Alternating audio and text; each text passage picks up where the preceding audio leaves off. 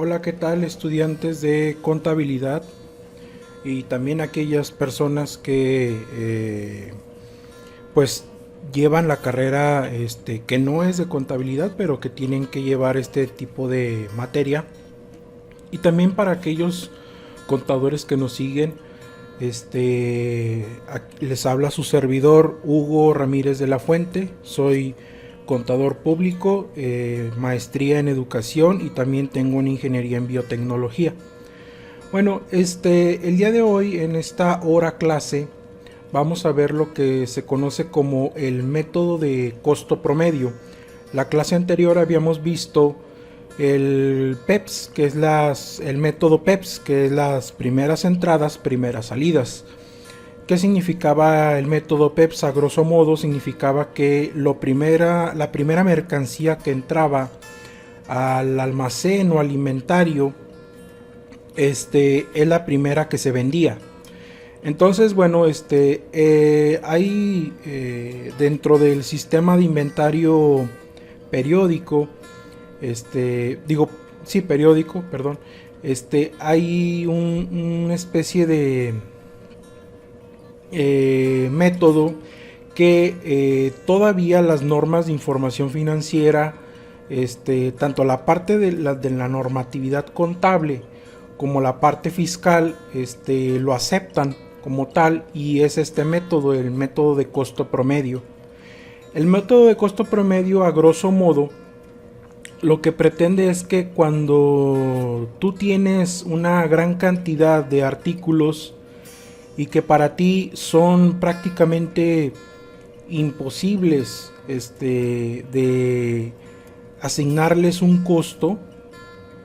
¿Y por qué digo que es imposible? Porque prácticamente imposible, porque son demasiados, son cosas muy pequeñitas. A lo mejor si eres, por ejemplo, una ferretera, me podrías entender. Vamos a suponer que tú vendes piezas muy pequeñitas, o eres una refaccionaria y vendes también piezas muy pequeñas. Y a granel, además las vendes a granel. Pues es imposible que a cada una de ellas le asignes un costo. Imagínate contar una por una, un tornillito por un tornillito, una arandela por una arandela, una tuerca por una tuerca. Imagínate, o sea, es muchísimo trabajo, lleva mucho tiempo. Y más mientras la bodega sea más grande, pues imagínense, o sea, se empeoran las cosas. Entonces, para eso, la normatividad contable, las normas de información financiera, en su NIF C4, que nos habla de inventarios, y también, obviamente, en el artículo 33 del reglamento del Código Fiscal de la Federación, en su apartado B, nos habla que una parte de la contabilidad viene siendo el método del inventario que utilices. Y vamos a ver el día de hoy el método de costo promedio, porque está aceptado tanto por la parte fiscal como por la parte contable. Entonces, para empezar, vamos a ver lo que viene siendo la fórmula para yo poder calcular el costo promedio de cada una de esas piezas tan pequeñas que yo tengo en el almacén o en el inventario y que pretendo vender. Esa fórmula me dice que es igual al costo de los bienes disponibles para la venta entre el número de unidades disponibles. ¿Qué significa eso en palabras en español? Significa que lo que yo tenga aquí en compras, es decir, lo que yo le compré a mi proveedor, lo voy a dividir, ¿sí? El costo, me refiero a esta cantidad, sobre todo al costo, porque aquí dice costo de bienes disponibles para la venta. Entonces, esto que tengo yo aquí lo voy a dividir entre las unidades que tengo disponibles acá en el inventario final, es decir, en el inventario que tengo digamos, en el mostrador para que mis clientes lo vean, o que lo tengo a lo mejor en el almacén, pero tengo a lo mejor una pieza ahí de mostrador nada más, y a lo mejor el cliente quiere 100 unidades de esas, y bueno, pues ya voy al almacén y agarro 100 unidades y se las vendo, ¿no?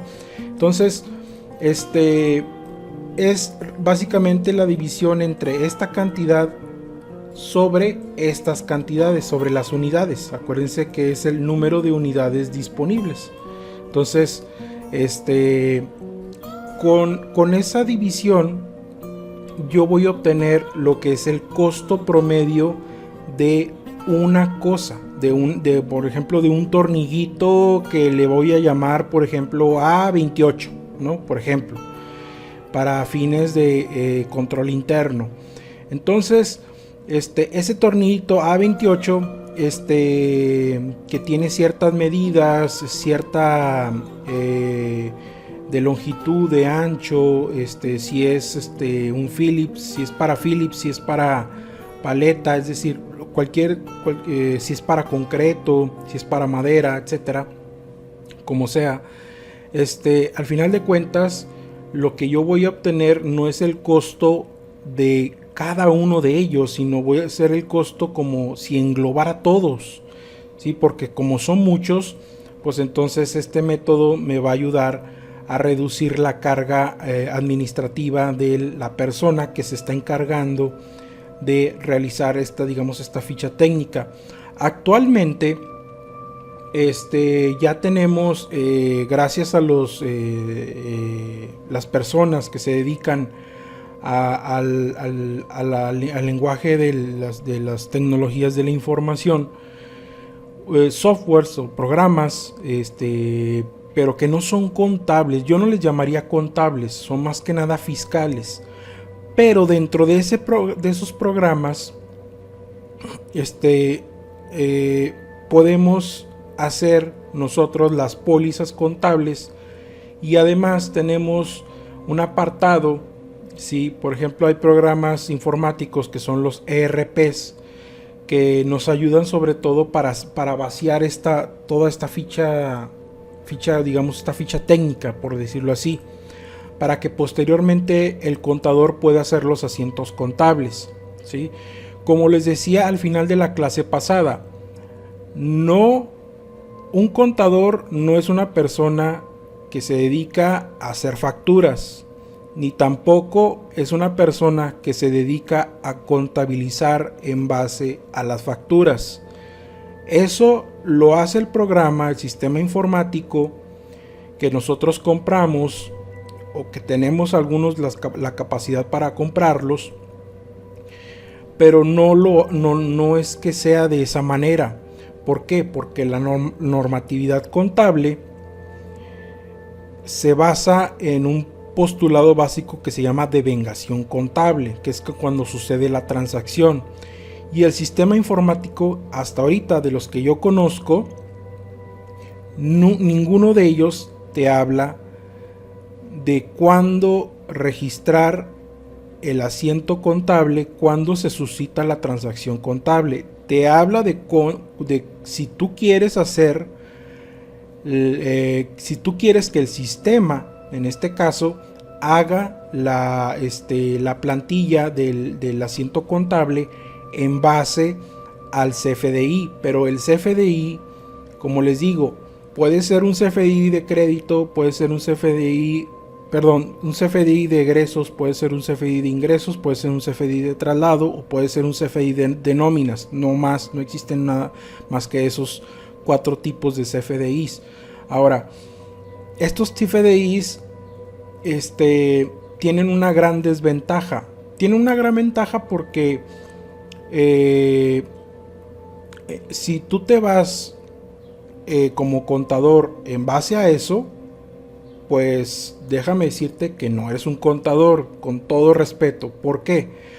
Porque no estás haciendo las cosas de acuerdo a la normatividad contable, estás haciendo las cosas de acuerdo a lo que a ti te conviene hacer. Pero el CFDI, además de eso, yo les decía al final de la hora, de la clase pasada, en el método PEPS, que el CFDI nunca ampara una transacción mercantil. Nunca.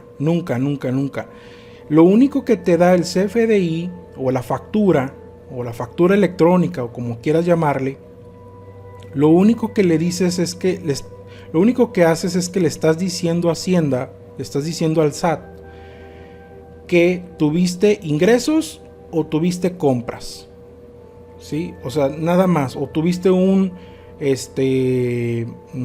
por decirlo así, un anticipo de clientes o un anticipo a proveedores, pero nada más. O sea, es decir, para efectos fiscales, no para efectos contables. Para efectos contables es otra cosa, ¿sí? Entonces yo nuevamente los exhorto, los invito a que vean la parte contable, porque muchos de nosotros, y me incluyo yo también, vemos que la parte contable como que la dejamos a un lado, como que decimos que eso es como que de relleno. Incluso muchos contadores creen que la parte fiscal es lo mejor, porque vivimos en un país donde la parte fiscal está demasiado regulada. Entonces, desafortunadamente tenemos que informarnos, aparte de lo contable, tenemos que informarnos de la parte fiscal, que yo no la pormenorizo. Es importante saber la parte fiscal. ¿Por qué? Porque son las contribuciones que de acuerdo, que emanan de la Constitución, y que estas a su vez las deposita en las leyes fiscales, la ley del impuesto sobre la renta, la ley del IVA, la ley del IEPS, el Código Fiscal de la Federación, etcétera.